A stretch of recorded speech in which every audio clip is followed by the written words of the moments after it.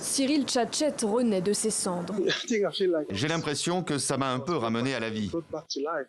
Le Camerounais n'est pas un athlète comme les autres. Né à Yaoundé, il est l'un des meilleurs haltérophiles de son pays. En 2014, il se rend au Royaume-Uni pour participer aux Jeux du Commonwealth. Il ne retournera jamais au Cameroun. Trop dangereux, dit-il. Commence alors une longue descente aux enfers. À 19 ans, il découvre la rue, dans cette nouvelle ville, ce nouveau pays dont il ne connaît rien. Sans famille, sans argent, il sombre dans la dépression et songe même au suicide. Il s'en sortira finalement grâce à une association qui l'aide pour sa demande d'asile.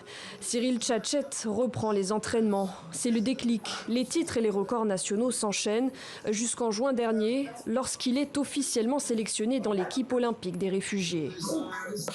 Je suis très heureux et j'ai vraiment hâte de retrouver la scène internationale. Pas seulement pour me représenter moi-même, mais aussi pour représenter environ 80 millions de personnes déplacées dans le monde.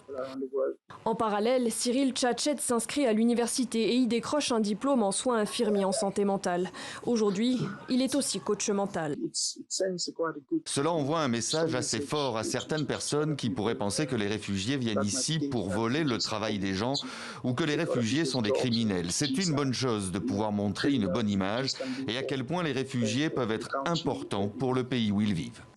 Le Camerounais espère un jour obtenir la nationalité britannique. En attendant, c'est sous la bannière de la délégation des réfugiés qu'il a défilé à Tokyo il y a quelques jours. Dans l'équipe, 29 athlètes et autant de rêves de médailles.